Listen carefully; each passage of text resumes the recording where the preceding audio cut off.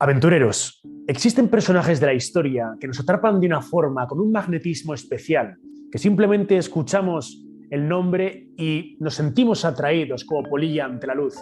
Probablemente eso ocurra con Atila, el que llamaban el azote de Dios, el rey de los hunos. Todavía no había estado por aquí este personaje histórico en Desafío Viajero y hoy vamos a contar una serie de pinceladas y curiosidades de su vida de la mano de Luis de la Luna Valero, que acaba de publicar La sombra de Atila, su nueva novela histórica, donde vamos a profundizar por uno de los personajes más potentes, más terribles, según como se quiera ver, y desde luego más interesantes de la historia. Así que, aventureros, comienza Desafío Viajero.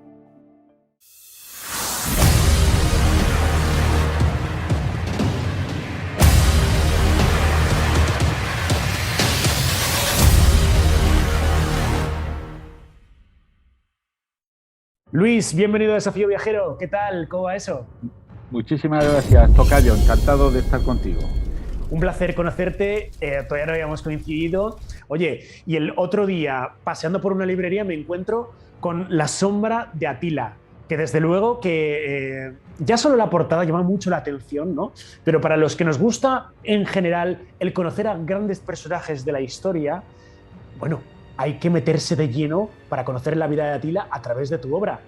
¿Por qué Luis de la Luna Valero, licenciado en Derecho, escritor que ha publicado una ingente cantidad de obras, sobre todo hay una trilogía de Cartago interesantísima, pero ¿por qué esta vez te has decantado por este personaje, por Atila? Pues Atila, yo creo que nos pasa un poco a todos los que amamos la aventura y los viajes y los personajes. Tiene mucho de hombre legendario, y nos viene un poco esa idea del gran caudillo de tropas y de nómadas guerreros que arrasa y aniquila por doquier. Entonces, a partir de esa premisa, de esas películas de Anthony Quinn haciendo de Atila o de Jack Palance dando risotadas y disfrazado de salvaje, fui dando una vuelta, entrando en las fuentes primarias, estudiando el fondo, como dicen los abogados, el fondo de la cuestión, y fui viendo que había un personaje detrás de esa leyenda y había alguien muy, muy interesante. Y a raíz de eso empezaste a escribir. Y me has dicho que has tardado un año en escribir esta novela histórica de casi 600 páginas. Sí, afortunadamente solo un año. También es verdad que, digamos que unas novelas o unos personajes es como el juego del dominó, van golpeando a otros. Atila empieza en la novela Hipatia de Alejandría, que luego dio paso a la película Ágora. El personaje fue el que inspiró el personaje Hipatia. En Hipatia aparece un Atila muy joven que está en Estambul, en lo que entonces era Constantinopla. Es un rehén amistoso. La segunda parte de esa novela era El triunfo de los bárbaros. Ya tenemos un Atila que se va desarrollando como joven al lado de su tío. Y aquí en esta tercera, que es La sombra de Atila, explota el personaje porque es cuando ya toma las riendas del poder y nos encontramos con un Atila más maduro que empieza a desarrollar sus ideas y su personalidad se empieza a plasmar. Cuando hablamos de Atila y pensamos, bueno, esa casi viene tan ligado a su nombre, lo de rey de los hunos, ¿no? Que uno se plantea, bueno, pero estos de los hunos, ¿estos quiénes son y en qué parte geográfica del mundo nos estaríamos situando? Pues mira, Luis, sobre los hunos no hay unas certezas arqueológicas absolutas. Sí es verdad que se han ido haciendo descubrimientos y lo que sí se sabe, tanto por las fuentes primarias como luego por autores diversos, sí podemos hablar de una amalgama de pueblos. La mayoría de ellos de origen centroasiático, emparentados con los turcos y con los protomongoles, que arrancan desde ese centro de esas estepas de Mongolia y del Altai, porque incluso el nombre de los hunos está rodeado un poco de leyenda, en el sentido de el primer nombre que nosotros conocemos de los hunos es a través de Ptolomeo, en su libro La Geografía, en el 140 más o menos de nuestra era. Él habla ya de unos hunos. También las fuentes chinas hablan, los Tobagüey hablan de los Xiongnu, los mismos sogdianos hablan de los Shuan, y en Persia y en la India se habla de los Hun y Juna, que son como una especie de tribus de enemigos. Es decir, es una amalgama de pueblos, y lo que sí podemos creer casi con toda certeza es que son una especie de protomongoles y de primeros turcos de rasgos asiáticos, mongoloides, y como tal, bueno, pues los autores como Amiano Marcelino o Prisco, Claudiano, Jordanés, todos estos autores antiguos hablan de estas tribus. Estamos hablando de un Atila jovencísimo, con 29 años, ¿no? Que Sí. hereda junto con su hermano bueno, el gobierno de los hunos, y no se conforma con quedarse con bueno, con su territorio, sino que lo que decide es ir a por más, ¿no? Esa ambición que tenía Atila, a tu modo de ver, ¿era más por ampliar territorio o por conseguir botines y oro?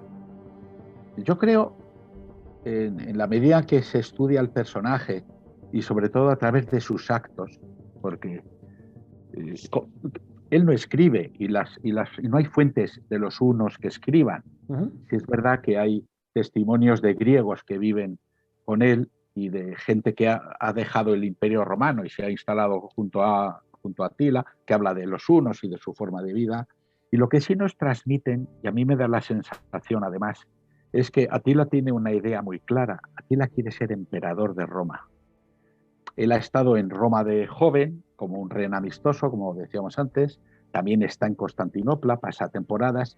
Él ve el movimiento de lo que es un imperio, lo que es, incluso él se queda asombrado en el circo que hay del hipódromo de Constantinopla. Él se da cuenta que una tribu entera de los hunos, 80, 90 mil personas, caben sentados en unas gradas de piedra para ver carreras de carros. Todo eso le deja impresionado.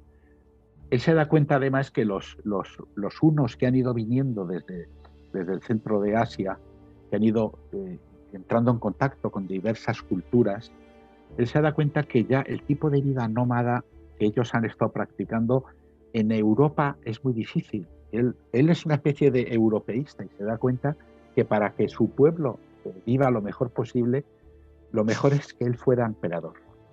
Y su ambición va más destinada a ser emperador, como sucede en una de las anécdotas, digamos, de la novela, en la que Honoria, una de las princesas, una de las augustas romanas, que es la hija de Gala Placidia. La vida de Gala Placidia, hacemos un paréntesis, es otra historia fascinante. Es la hija de Teodosio el Grande, se casa con Ataulfo, uno de los reyes de los visigodos. Posteriormente se queda viuda, se queda embarazada de Ataulfo posiblemente, se casa con Constancio, que es emperador, y luego es madre de Honoria y de Valentiniano III, que será emperador. Esta Honoria no se resigna a la suerte que tiene.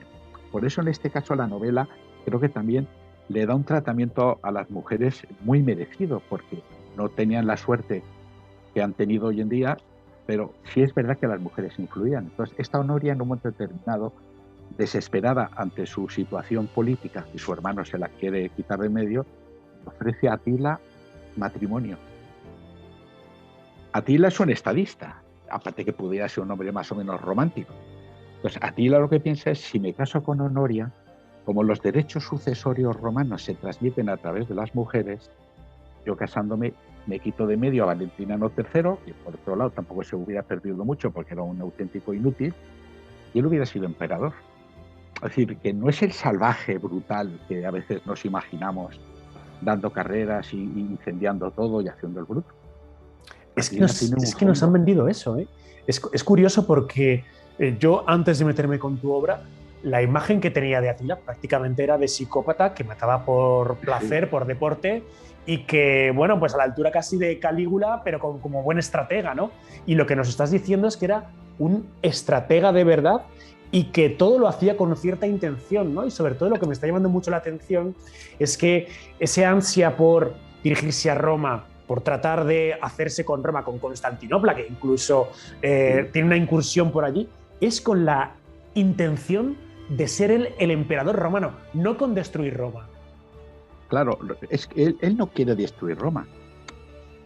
Es inteligente en el sentido que estás diciendo tú muy bien, Luis, Él es un buen estratega. Él sabe que no es un gran general, pero tiene grandes generales entre sus tropas y él delega en ellos cómo se llevan a cabo las campañas militares. Pero él diseña. Él es consciente que no es capaz. Estamos hablando del Imperio Romano, pero hay dos imperios romanos, el de Oriente y el de Occidente. En Occidente hay el último mejor general romano, Flavio Aecio, que es un hombre absolutamente también fascinante en ese sentido. Y en Oriente nos encontramos un imperio romano muy fuerte. Él sabe que no puede combatir contra los dos a la vez y lo que no desea es que se unan. Es lo suficientemente hábil para conseguir que nunca se unan las dos fuerzas de los dos imperios contra él porque le habrían destruido. Entonces los ataca simultáneamente a uno o a otro y va pactando con el otro imperio para que no intervenga y está buscando a ver cuál de los dos imperios es el más débil. Sabe que es el occidental. Por eso acepta la proposición de matrimonio, el famoso anillo de Honoria, que le manda su anillo imperial, porque quiere ser emperador de la Roma occidental. Y luego ya se entenderá con la Roma oriental. Y él, cuando muere, tiene pendiente una campaña militar contra Constantinopla y el emperador Marciano, que se ha negado a pagarle tributo. Entonces, una cosa es esa idea que él propaga a través de su servicio de inteligencia, que es un servicio muy desarrollado y que le informa muy bien de todo lo que va ocurriendo, y él prefiere que la gente piense que el Atila, flagelo de Dios, por donde pasa el caballo de Atila no vuelve a crecer la hierba, ese horror, con ese horror ya se ganan muchas batallas, se le abren muchas ciudades, y todo eso él lo sabe explotar bien.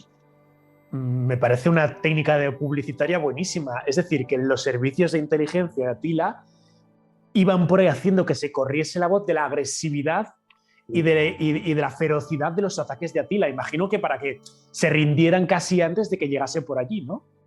Claro, es que él se encuentra ya con un imperio más o menos consolidado, que es el que han consolidado su tío Rugila, que es prácticamente quien le cría de verdad, porque el padre de Atila muere relativamente joven. Los hunos son regidos por dos caudillos de una forma dual, como fueron en su momento los cónsules de Roma. Entonces hay dos. Y aquí él, cuando sube al poder junto con su hermano Bleda. Ya tiene el imperio, ya lo han heredado. Él posiblemente lo extiende hacia las grandes campañas que hace hacia Ucrania y hacia Asia Central, pero sabe que el occidente europeo es un occidente lleno de bosques, es un occidente lleno de sembrados, de grandes latifundios. Ahí su caballería, que es una caballería excepcional, con la que puede utilizar una especie de blitzkrieg, de guerra relámpago, con pues, una serie de siglos antes que lo hicieron los alemanes. Él sabe que llega un momento que le van cerrando, le van cercando, y que conquistar ciudades es muy complicado. En París le hacen un frente Genoveva y tal, en Tours le cuesta mucho. Entonces él prefiere que las ciudades se rindan en cuanto ven las tropas de lejos, antes de tener que desgastarse en una guerra incierta como son los asedios. Él lo planifica todo, es un tipo que planifica muy bien, es un tipo inteligente. No es el bruto de la coleta y el bigote y que va corriendo con los caballos incendiando. Brutalidades comete, claro, porque para que tú puedas sostener una leyenda de sanguinario tienes que cometer actos de brutalidad. Y en momentos determinados lo hace, claro. Bueno, de hecho, él, si no me equivoco, mata a su hermano, ¿no? Con el que compartía el reinado. Claro, con su hermano Bleda pasa lo siguiente. Yo creo que él, influido por los imperios romanos, el de Occidente y Oriente, que ve que solo hay un emperador al frente de los mismos, yo creo que él va pensando que los hunos han avanzado lo suficiente como para que haya solo un Kagán que esté por encima de todos los demás. Y su hermano, evidentemente, es una persona con la que él tampoco comparte estrategia, porque su hermano quiere vivir bien, de la extorsión a los imperios, sacar dinero y aprovechar para vivir muy tranquilo. Atila tiene otras ideas. El hermano muere en condiciones, bueno, misteriosas, pero a Atila le viene muy bien. Y claro, magnicidios a lo largo de la historia, cuando son todos los que gobiernan, ha habido toda la vida. Claro. A Atila le viene muy bien quitarse de medio al hermano.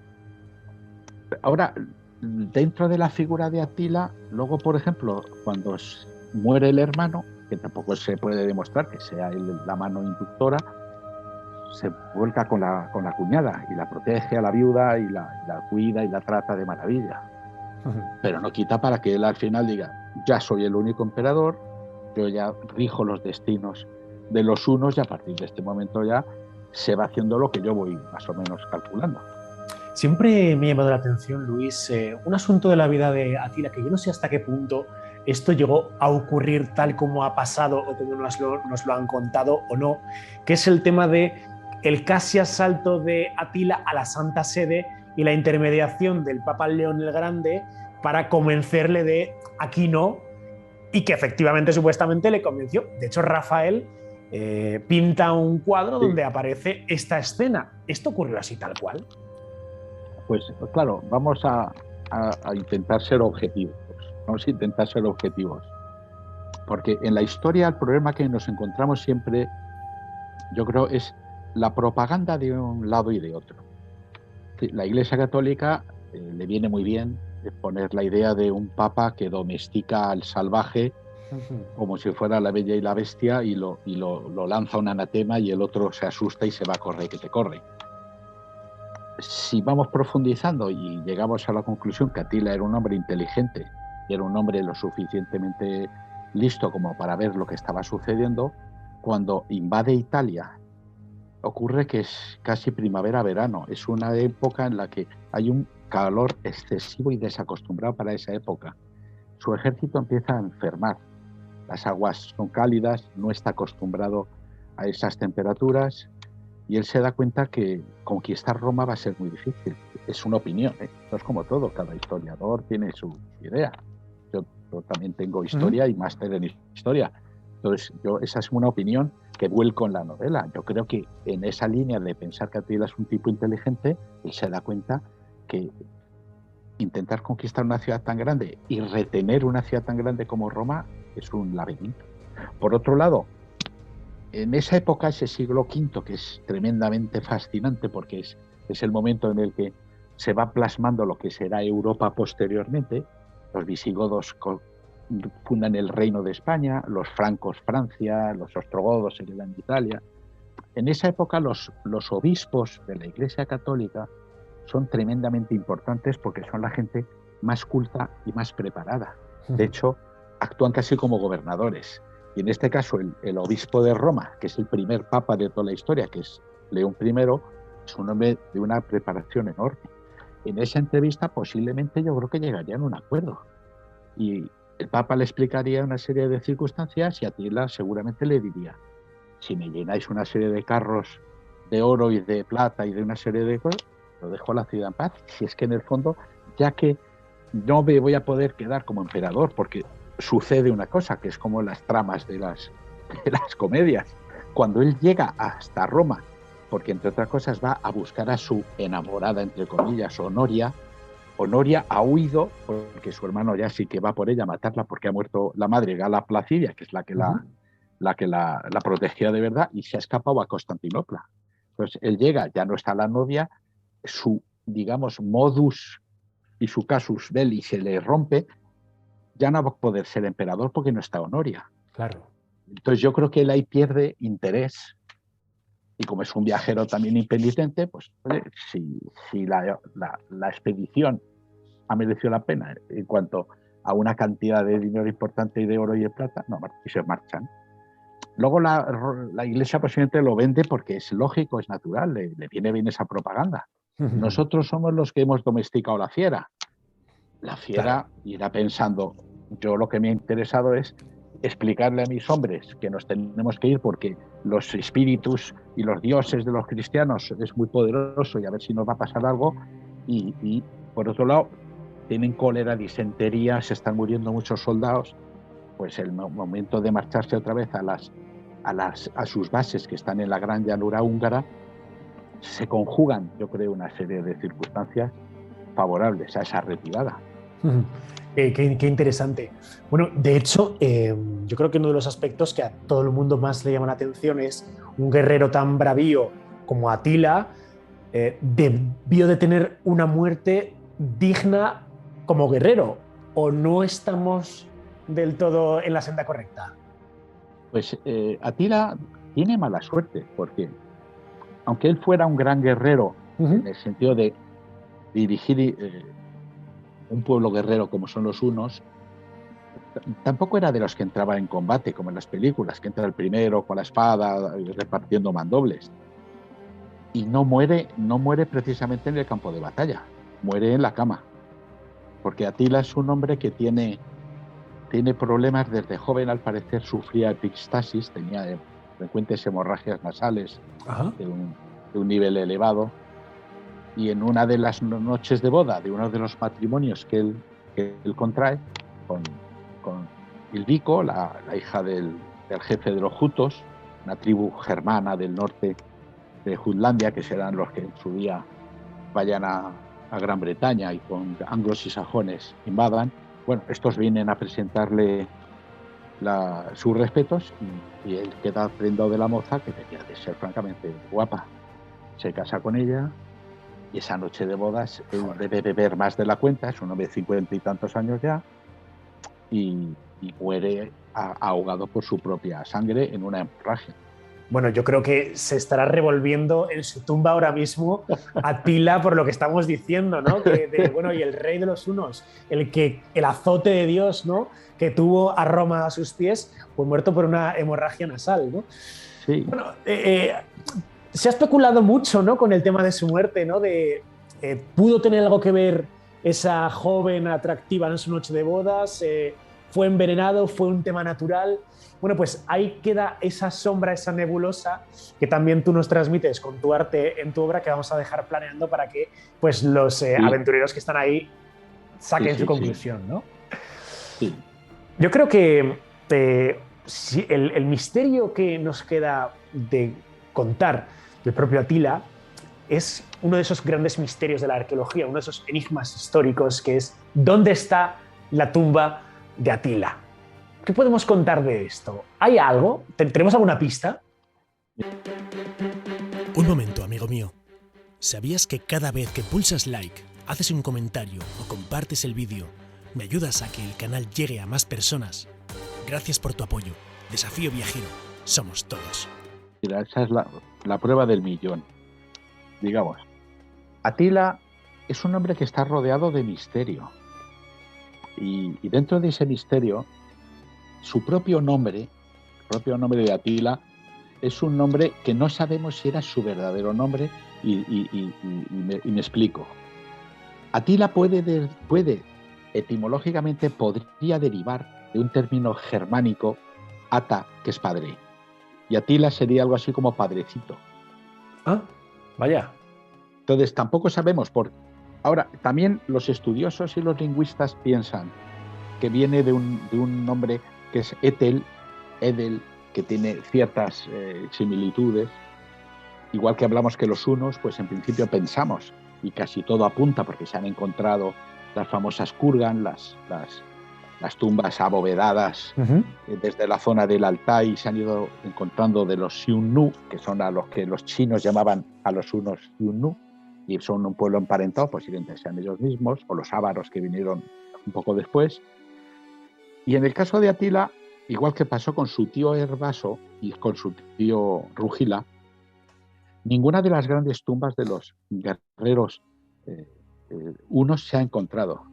Se van encontrando tumbas y se va viendo a través del ADN, se va viendo que efectivamente corresponden a la cultura Xiongnu e incluso hunos, pero grandes guerreros, grandes caudillos no se han encontrado. O sea que queda el No, misterio pendiente. claro, la tumba de Gengis Khan no se ha encontrado. Y si tenemos en cuenta que posiblemente Atila y sus hunos están emparentados a través de protomongoles con los mongoles y los Keritai del centro de Asia, son similares, lo que sí se sabe un poco a través de las crónicas y de las fuentes primarias es que este hombre, bueno, lo enterrarían con 3 ataúdes, aquello del ataúd de hierro, de piedra, y de oro en función de lo que había conquistado en la tierra a través de la espada y el oro que había ganado, y hacían unos grandes túmulos llamados kurgan, pero luego esos túmulos quedaban justo a ras de suelo. Ajá. Incluso los guerreros tenían que estar durante 2 días enteros con sus caballos corriendo por encima de lo que era la tumba para hacerla desaparecer. Los húngaros, que se llevan un poco siempre, y Atila en Hungría es un héroe nacional, de hecho el nombre de Atila, Adela, lo utilizan mucho como nombre para chico. Ellos están convencidos que la ciudad de Budapest en un origen fue el campamento de Atila y de Bleda, de su hermana, y que esa zona es por la que... Entonces, en alguna zona del curso del río Danubio, yo tampoco me diría que no está. Es decir, se podría haber excavado un auténtico sepulcro dentro del propio lecho del río Danubio, se podría haber enterrado a Atila y está el río encima y no lo vas a encontrar nunca. Estamos hablando de la gran llanura húngara, que es la única zona similar a las estepas de Ucrania y de Mongolia, por donde los hunos pueden tener una cantidad de caballos bastante suficiente para poder alimentar, de la misma manera que unos 50-60 años más tarde los ávaros del centro de Asia invaden y van también a Hungría. Los mongoles, cuando vienen a Europa, van a Hungría a luchar. Los magiares también terminan en Hungría. Es decir, lo lógico sería pensar que pueda estar en los alrededores de Budapest o en el lecho del río, porque no parece que tuviera mucho sentido que hubieran cogido el cuerpo y se lo hubieran llevado, no sé, hacia Mongolia o hacia el Altai. No tendría mucho sentido. Esa podría ser, pero es que el tío de Atila, que muere antes que él, es el que le deja el imperio.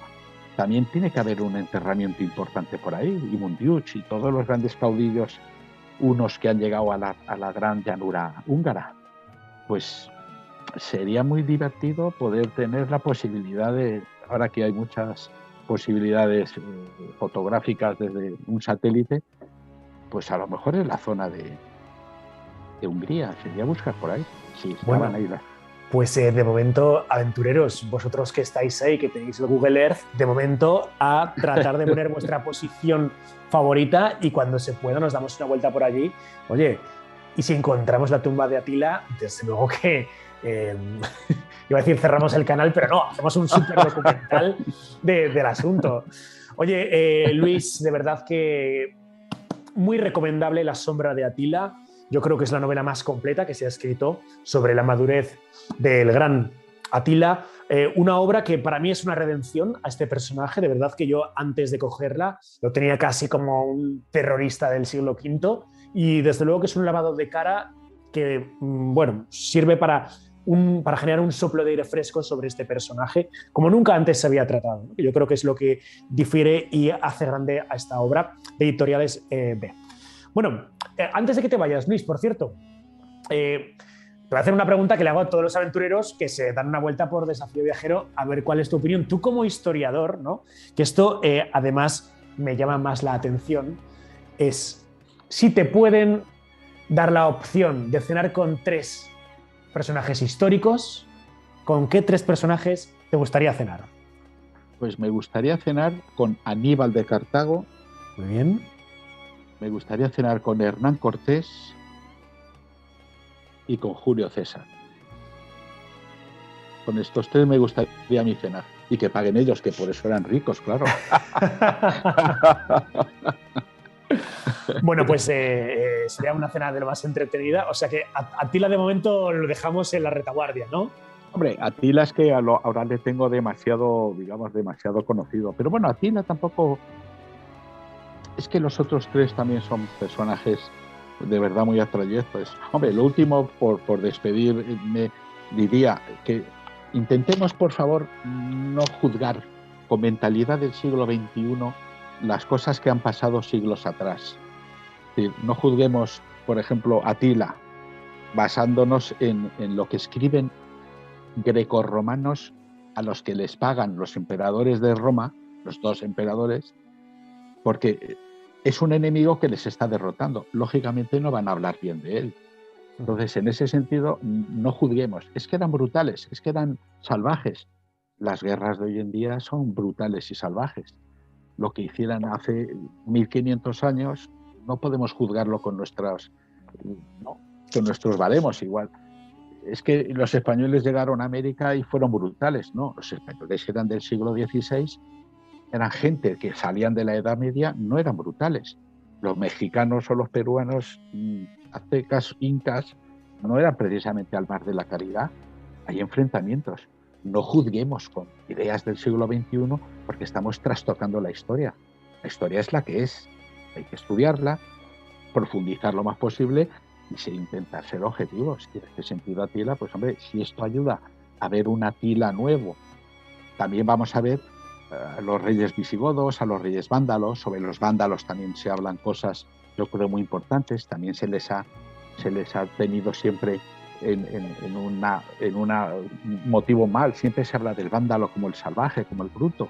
Esto tiene un origen y se ve en esa novela. Se explica por qué a los vándalos que no hicieron nada del otro mundo es una forma de hacer una leyenda negra. Porque en ese sentido, no nos dejemos llevar por leyendas negras ni por mentalidad del siglo XXI, porque así no podemos aprender la historia, y el que no conoce la historia repite sus errores. Exactamente. Qué bien ha quedado. No, ha quedado redondo, pero es así, ¿no? Y me gusta mucho esa reflexión. Miremos cada época con los ojos de esa época, no con los ojos del siglo XXI, ¿no? Exacto. Que yo creo que es una reflexión muy, muy, muy acertada. Yo me canso de... Bueno, no me canso, la gente es lo que es libre, ¿no? Pero en reportajes de Desafío Viajeros sobre pues, misterios del descubrimiento de América o temas de Colón, ¿no? O temas donde se habla de la conquista de América. Bueno, pues todavía hay muchas personas de países hispanoamericanos, bueno, pues que todavía critican y que exigen disculpas y que exigen perdón, ¿no? Bueno, es que mi genética tiene tanto de Hernán Cortés o de Pizarro, pues como la suya probablemente de Hernán Cortés o de Pizarro, como la de alguien de México, a lo mejor más incluso, ¿no? Pues sí, y bueno, hay que verlo con ojos de la época. Y, por ejemplo, yo no veo a los romanos que estén exigiendo a los húngaros que pidan perdón por lo que hizo por ahí Atila. O ¿qué pasa? Tenemos nosotros que pedir, bueno, que empiecen los romanos y los visigodos y el Islam a pedir perdón a España, ¿no? Es que eso no tiene mucho sentido, claro. Sentido, ¿no? Es que la historia tiene que ser una ciencia rigurosa, que se apoye en la arqueología, como bien sabes tú, que se apoye en hechos más o menos ciertos. Y sobre todo la historia es algo que debe servir para avanzar. Ahora, volver la vista atrás con mentalidad de hoy en día y sobre todo de manera partidista, para decir qué malos eran los romanos que masacraban a los lusitanos, o qué malo era César que mató 1 millón de galos, o qué malo era el señor Hernán Cortés que resulta que llega y lleva una viruela.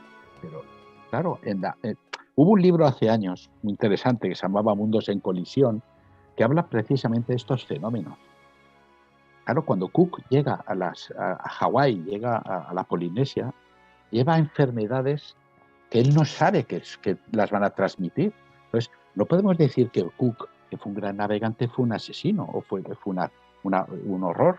Pues Hernán Cortés, que cruzan los mares y llegan 600 españoles y hay miles de soldados de un pueblo muy aguerrido como son los mexicas, que no son unos santos. Entonces, debemos hacer, por favor, ese intento de ponernos en la mentalidad de un soldado del siglo XVI, español, que ha estado en Flandes, que ha estado en Italia. Cuando llega a México, lo primero se le abre la boca porque es una ciudad extraordinaria, fuera de lo habitual. Pero luego cuando se sitúa delante del gran templo y ve que están cortándole la cabeza a la gente, que le arrancan el corazón, que lo tiran por las escaleras, que abajo lo cogen y se lo comen, no por maldad, lo hacen porque tienen un canibalismo ritual, porque son pueblos que tienen muy poca proteína. Es que hay que estudiar también las cosas desde un punto de vista antropológico. Pues lógicamente los españoles que no han visto eso en la vida, porque en sus guerras en Italia contra los moros, esas cosas no las han visto, les parecen cosas del diablo. Y hay que entender que en su mentalidad del siglo XVI, el español que llega allí no es que sea una fiera que está deseando matar a la gente, es que a aquello le parece algo como si en ese momento viera un marciano que baja de una nave espacial. Es que eso no lo ha podido imaginar nunca, porque sus luchas de religión son con los árabes o con los... y son gente que se dedica a otras cosas, no se dedica a matar seres humanos. Y por eso, perdón que me estoy pasando de lo que es Atila, pero que es que me parece interesante esa reflexión. Y así es. Pues Luis de la Luna, muchísimas gracias por haber estado en Desafío Viajero. Muchas Te gracias dejo a ti, esas últimas palabras para ti, para que pues, despidas a los aventureros que nos están viendo de todas partes del mundo. Aventureros, la mejor aventura es leer, porque leer te lleva a los mundos más inimaginables, os lleva a la historia en el pasado y os va a dar una forma de ver y de sentir única. Y en este caso, como decía aquel, he venido a hablar de mi libro, os recomiendo vivamente La sombra de Atila para poder conocer ese siglo V que es apasionante. Y muchísimas gracias a todas. Pues muy interesante. De verdad, muchísimas gracias, Luis de la Luna Valero, por haber estado en Desafío Viajero una vez más, por las reflexiones tan interesantes que has aportado, por tu visión como historiador y desde luego que no será la última vez que estés por aquí, que ya me ha dicho un pajarito que tienes algún otro proyecto en la cabeza, así que tarde o temprano volveremos a juntarnos. Y aventureros, os voy a dejar en la descripción el link donde podéis haceros con el libro La sombra de Atila, que ya está en todas las librerías y lo tenéis a vuestra disposición. Muy interesante, ha dicho Luis, qué recomendación tan interesante el de leer, pero si encima nos llevamos el libro a un viaje que esté relacionado con la temática, ya es increíble, ¿no? Si nos damos una vuelta por Hungría con La sombra de Atila, oye, y miramos de vez en cuando al río, ¿no? Con esos ojos maliciosos de pensar, ahí en ese lecho del río se encontrará la tumba de Atila. Es una experiencia totalmente distinta. Gracias por estar ahí y nos vemos muy pronto. Hasta entonces, aventureros.